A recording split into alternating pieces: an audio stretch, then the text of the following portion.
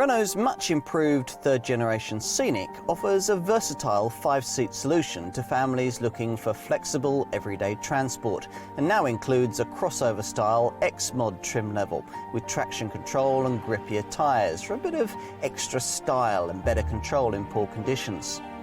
Otherwise, beyond the smarter looks, it's much as you were. A range of more efficient engines mean it still stacks up well on the balance sheet, and it remains nicely built, safe and very well equipped. All very good reasons to keep it well in contention against more recently introduced rivals in the 5-seat compact MPV segment.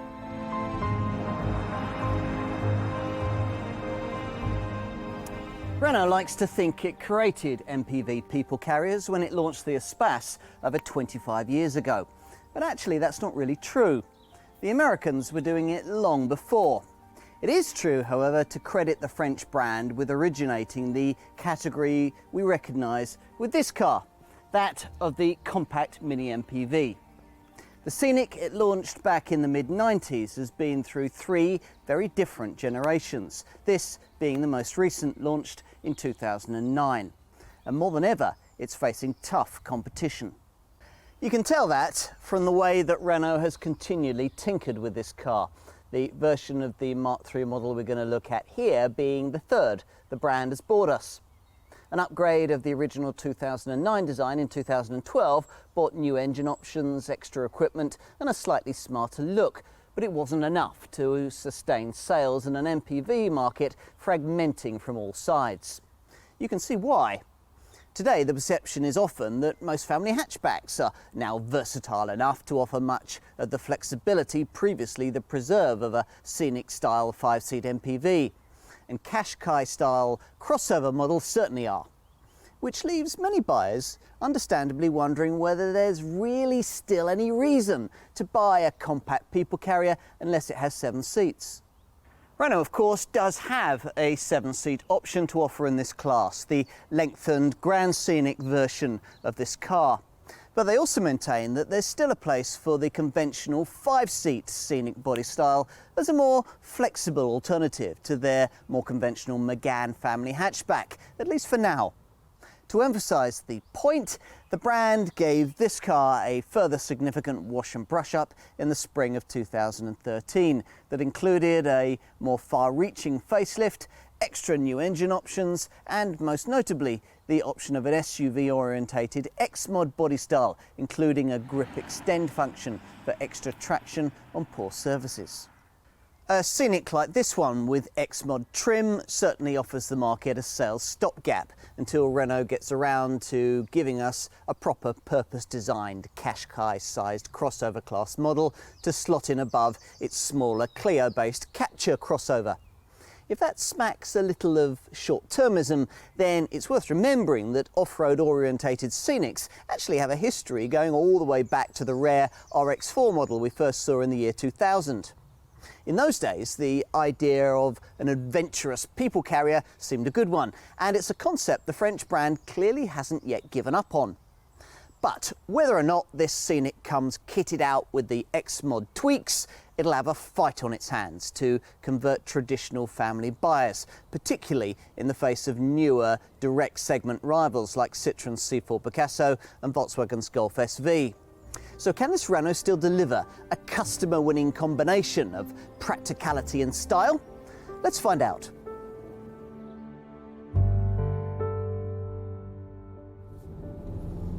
To be honest, I'm a bit fed up with reading motoring writers who'd obviously normally never be seen dead in an MPV, writing about their perceived lack of driving experience sparkle. If you're hurling one of these around the lanes, you'll either need a ready supply of sick bags in the back, or you very obviously bought the wrong kind of car. So Renault's choice to prioritise comfort in Scenic motoring has always been the right one. It's a pleasant surprise then to find that this third generation model can also work with you when you're running late for the school play or you're behind schedule on a back road with dinner burning in the oven, even if it isn't the sharpest drive in the class. Much of this is down to a clever front suspension setup. Now, I won't trouble you with the technicalities, but the end result is a car that rolls less than you'd expect from a people carrier and turns into corners with reassuring sharpness so that you can capitalise on the surprisingly good grip. It's just like any normal family hatchback, in fact. Most importantly, all of this has been achieved without affecting the absorbent ride, while noise is well suppressed thanks to copious soundproofing. So far so good. What about underneath the bonnet? Well, Renault has made the mistake of trying to sell higher performance Scenic derivatives over the years that buyers avoided like the plague, so the engine lineup these days is dictated more by sense than by speed. Still, you'll find the units on offer to be a willing bunch, provided you can stretch beyond the ageing entry-level 110 brake horsepower, 1.6 VVT normally aspirated petrol power plant, which ambles to 62 miles an hour in 11.7 seconds en route to 118 miles an hour. True, those are the same kind of figures you'd achieve from a Scenic with one of the two 1.2 litre turbo TCE petrol units beneath its bonnet. There's now a choice here between 115 and 130 brake horsepower outputs. But you wouldn't feel that from a seat behind the wheel of any Scenic 1.2 TCE, given that it'll be able to offer you 30 to 40% more pulling power than the 1.6, yet will cost around 20% less to run. Green pump orientated customers able to justify the ownership price premium will find that this is a much better way to go. Most, however, will want a diesel, the best all-round choice being the 110 brake horsepower 1.5 litre DCI I'm driving here, which makes 62 miles an hour from rest in 12.5 seconds on the way to 112 miles an hour, provided you don't opt for the sprint-sapping EDC automatic gearbox. Those in search of more power, meanwhile, have an impressive 130 brake horsepower 1.6 litre DCI option at their disposal, capable of 62 in 10.3 seconds on the way to 121 miles an hour. In other words, the kind of performance you'd expect from a rival 2 litre diesel, without, of course, the associated running costs. All of these engines can be ordered either with the standard Scenic body style or in a Scenic XMOD form that gives you a slightly more adventurous SUV kind of feel. The XMOD concept hopes to do enough to enable some to consider this car as a viable alternative to a Qashqai class crossover model. A big ask? Well, possibly. The first thing to point out is that, unlike the earliest expeditionary style version of this model that Renault bought us, that was the first generation design-based Scenic RX4 of 2000, but just like its second generation replacement, the Scenic Conquest, this car doesn't have either four-wheel drive or any sort of significantly raised ride height to offer. Still, that's hardly a crossover segment deal breaker. If you find any Qashqai style car with either of those things, you found something very rare indeed. What this XMOD Scenic does have is a bit of extra technology to help it make better use of the grip that it can find. Let me explain. Renault reckons that on loose surfaces or in poor driving conditions, a decent set of tyres and optimised traction electronics provide most of what any car of this kind might really need to give its driver a bit of extra peace of mind. So that's exactly what the XMOD package provides, namely a set of Continental mud and snow tyres and Grip Extend, a traction control system that, via this dashboard mounted dial, enables you to switch from normal road mode into a loose ground setting that judiciously juggles the engine's brake and torque delivery at speeds of under 25 miles an hour to help with things like towing and or to power you through circumstances you'd probably prefer not to have been in the first place. If you feel a bit more confident, there's a further expert mode that does much the same thing but isn't limited by speed and doesn't restrict the engine torque, so you've got a bit more hands-on control.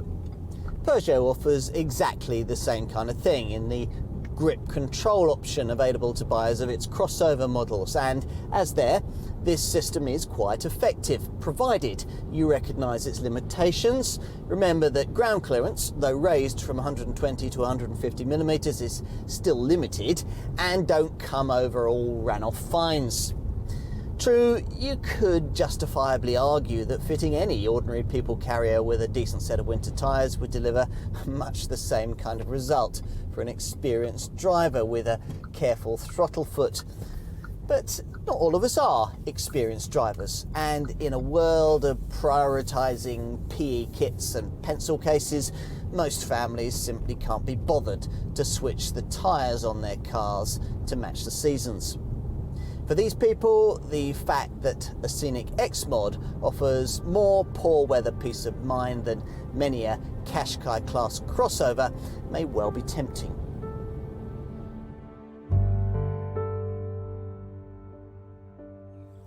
You probably won't be buying this car because of how it looks, but its shape remains sharp and clean, with a more contemporary front end these days, courtesy of a redesign that sees a larger Renault badge taking centre stage on the smarter bonnet.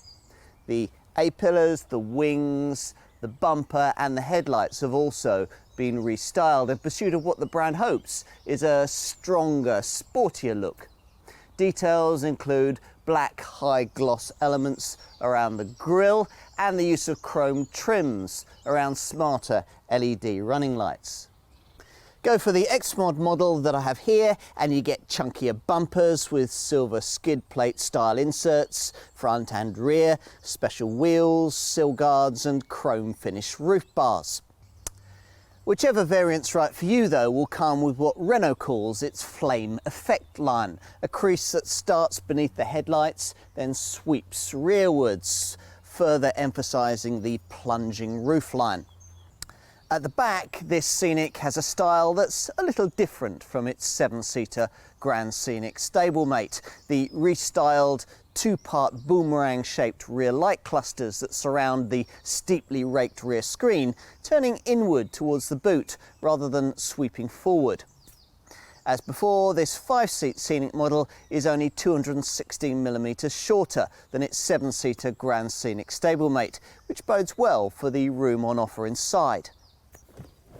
And so it proves at the wheel. The large, wide windscreen makes the cabin feel spacious and airy, even more so if you've opted for the huge panoramic glass sunroof. Plus, the driving position offers loads of adjustment, with a seat that can be jacked up so high that even the shortest driver gets a commanding view. The soft-touch sweeping dashboard design shows just how far Renault has come in recent times in its pursuit of perceived quality, and there are some very classy touches, like the full-colour TFT display that you can tweak to your own colour choice and displays analogue and digital. You can also specify a useful extra mirror to more easily watch what your children are doing behind. Now, to keep them all quiet, there are 3 12-volt power sockets around the interior so that games consoles and MP3 players can be topped up. Probably the key interior change with this revised model is the addition of this optional R-Link multimedia system with its 7-inch colour touchscreen and upgraded TomTom sat-nav setup. Now, you'll need to pay an ongoing live services subscription to fully use everything that R-Link has to offer. But once you have, through the touchscreen, you'll be able to access the Renault R-Link store for viewing or downloading specialist apps for everything from tweeting to games. With the right app added, you can also search yellow pages, check your emails, use a text-to-speak function, and even check out the local weather. Move into the second row and you'll start to appreciate the main benefit of buying a 5-seat MPV rather than the Qashqai class crossover model you could have had for the same sort of money.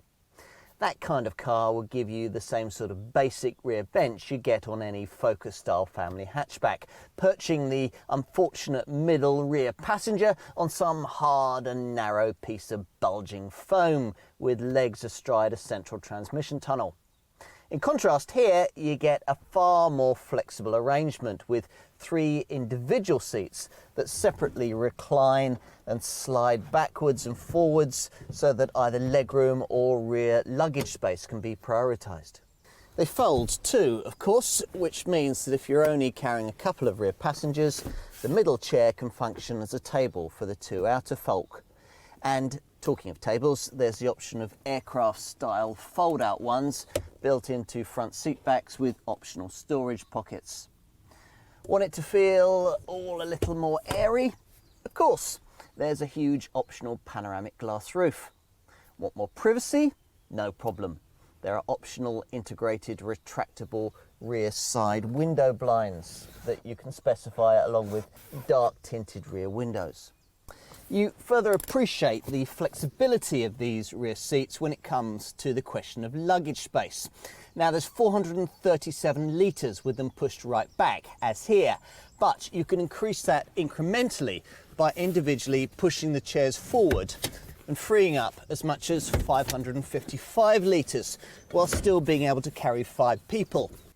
Or of course, if the seats aren't needed, you can simply individually fold them, tumble them forward, or remove them completely. In tumble forward mode, you free up 1,837 litres of total fresh air, a figure just 317 litres less than you'd get with the same configuration selected in the 7-seat Grand Scenic model. In context, that's 317 litres more than you'd get in a rival Volkswagen Golf SV, and only just short of what's on offer in the class-leading Citroën C4 Picasso. Need more? Then, if you specified the optional fold-flat front passenger seat, then pushing it forward will free up space for really long items like surfboards or mountain bikes. But if it still isn't enough to take the load you have in mind, as I said earlier, you can simply take all the seats out completely. Though even if you've got somewhere to put the things, the whole procedure is so complicated and awkward that you'll be finding excuses not to do it. Rivals with seat systems folding flat into the floor do it better. But then the seats tumble forward, 1,837 litres of total capacity is about as much as most families will ever need. And the Scenic builds on this with a further 86 litres of interior storage oddment space.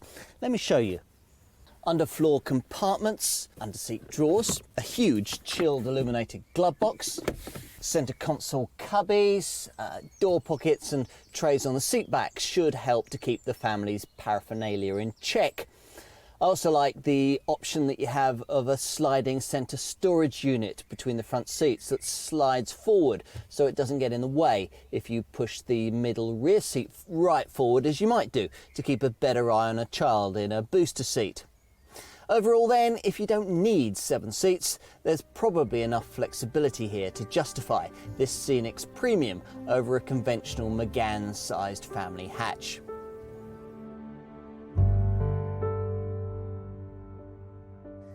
List prices suggest that you'll be paying somewhere in a bracket that starts at just over £18,000 and culminates just under £23,000 for most mainstream Scenic models. So it's no longer quite the really affordable family car it once was. Those figures will see you paying around £1,200 less model for model than you would for the 7-seater Grand Scenic variant, which shares the same engine lineup and offers much of the same look and feel.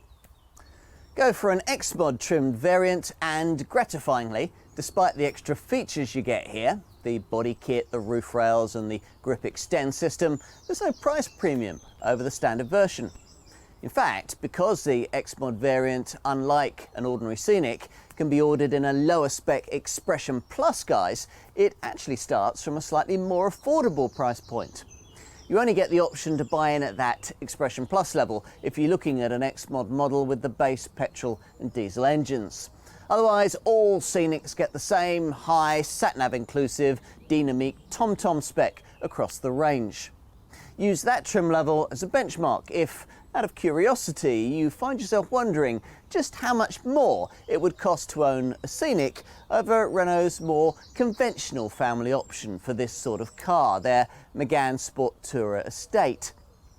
Now the answer is that with the same engine as a comparable Scenic and the same spec, the less practically flexible station wagon Megane would cost you somewhere between £600 and £1,000 less. The trim level issue is an important thing to note. Because Renault insists on offering nearly all versions of this car with one fully packed dynamic TomTom kit list ready included, it can look pricey against its closest two direct rivals, Citroen's avant-garde C4 Picasso and Ford's more conventional C-Max. But if you match the models that you have in mind spec for spec, which will mean ordering either the Citroen or the Ford with more expensive trim, then you'll find that there's only a few £100 in it. This Scenic's other two most direct rivals come from the Volkswagen Group. Seat's Altea is a budget-minded possibility that will save you a couple of thousand. If you're looking at a diesel engine, it only comes in TDI form, but it's a very old design that's significantly smaller. A better match, bigger and much more modern, is Volkswagen's Golf SV, but it's still smaller inside than this Renault and will cost you £1,500 to £2,000 more when adjusted for spec. So let's assume that you've looked at the opposition in the 5-seat compact MPV sector, done your homework, got the right deal, and decided that a Scenic is indeed just what you want. What can you expect to get for your money? Well, whichever engine you choose, 1.6 VVT petrol, 1.2 TCE petrol, this 1.5 DCI diesel or a 1.6 DCI diesel, you should find your car to be very well equipped, with many features you'd normally expect to have to pay extra for. But let's start with the stuff you'd expect for this kind of money. Things like 16-inch alloy wheels, LED daytime running lights, front fog lamps, a Thatcham Category 1 alarm, Bluetooth compatibility for your mobile phone, cruise control, a decent quality MP3 stereo controllable from the leather trim steering wheel, and hill start assist to stop you from drifting backwards on uphill junctions. That's in addition to practical touches like USB connectivity, front and rear underfloor storage, and useful drawers beneath the front seats. All this is included on the entry-level Expression Plus XMOD models. With the dynamic TomTom trim that's standard across the rest of the range, you also get, as the name suggests, a Carmanat TomTom sat-nav system, plus auto headlamps and wipers, dual zone climate control, and the sliding centre storage box. There are also a few nice practical touches. A fold flat front passenger seat, lumbar adjustment for the driver's seat, seat back tables, and front seat bag storage pockets. If you've ended up with a base Expression Plus Scenic XMOD model though, these four elements can be added on as part of a very affordable extra cost comfort pack. You'll also find them included, if necessary, if your dealer persuades you to pay £1,500 extra for the tempting Bose Plus pack. Again, as the name suggests, this includes an upgraded Bose sound system, this one boasting 9 speakers and a digital amplifier. Plus, to justify the sum being asked, you get all the stuff that ideally you'd really want. Things like keyless entry, suede and leather trim for the seats, smarter alloy wheels, power folding mirrors, a sports steering wheel, various trim highlights, aluminium pedals, and practical features like rear parking sensors and extra tinted rear windows with sunblinds. Elsewhere on the options list, there are things like leather trim, heated seats, a digital radio, and a panoramic glass roof. I'd also want to allow a bit extra for the R-Link multimedia system with its upgraded sat-nav, eco-driving menu, and various useful downloadable apps. Safety-wise, there are Isofix child seat fastenings and all the usual twin front, side and curtain airbags. To avoid these ever being needed, there's a full suite of electronic acronyms to aid you too. ESC stability control and ABS with brake assist and brake force distribution, plus ASR traction control and CVC understeer control to help you through the bends. If you don't mind spending a little extra, the Safety Tech Pack includes rear parking sensors, an electrochrome rear view mirror, and most notably, Renault's clever Visio system, which includes a lane departure warning setup that'll stop dozy drivers from veering out of their lanes on the highway. And headlamps that'll automatically dip themselves in the face of oncoming traffic at night.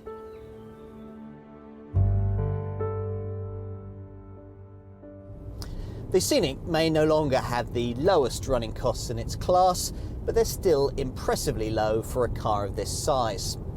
The 1.5 litre DCI 110 diesel variant many will want, the one I'm trying here, manages 68.9 miles to the gallon on the combined cycle and 105 grams per kilometre of CO2, which slightly edges out a directly comparable Citroën C4 Picasso 1.6 HDI 90 and is far better than a Ford C-Max 1.6 TDCi can manage. The 1.6 litre DCI 130 Scenic variant is nearly as frugal, delivering 64.2 miles to the gallon and 114 grams per kilometre of CO2. Lower mileage customers will also want to consider saving the upfront diesel price premium and going for one of the 1.2 litre TCE petrol variants. With 115 brake horsepower, you can expect 47.9 miles to the gallon and 135 grams per kilometre, figures that deteriorate only marginally to 45.6 miles to the gallon and 140 grams per kilometre if you choose the 130 brake horsepower option. All of these Scenic models are aided in achieving these figures by a stop and start system that cuts the engine when you don't need it, stuck in traffic or waiting at the lights.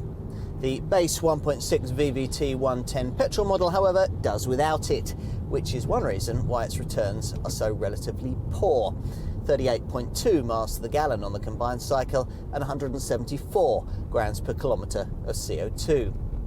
More surprisingly, the EDC automatic version of the 1.5 litre DCI diesel doesn't have it either, which is why its returns are so much worse than those of the manual model. We're talking 60.1 miles to the gallon and 124 grams per kilometre of CO2.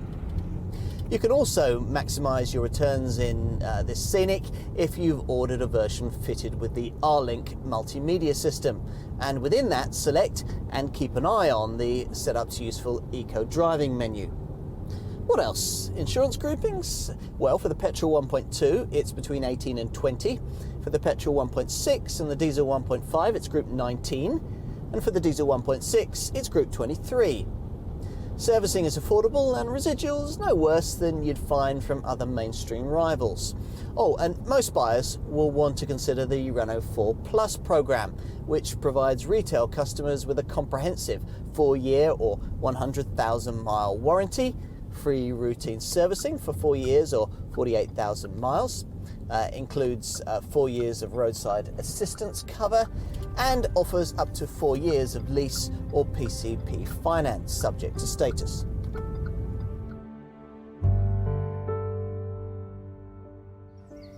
Renault Scenic is here to remind us that there's still a place for the traditional 5-seat compact mini-MPV in a modern market stuffed with other, more high-profile alternatives.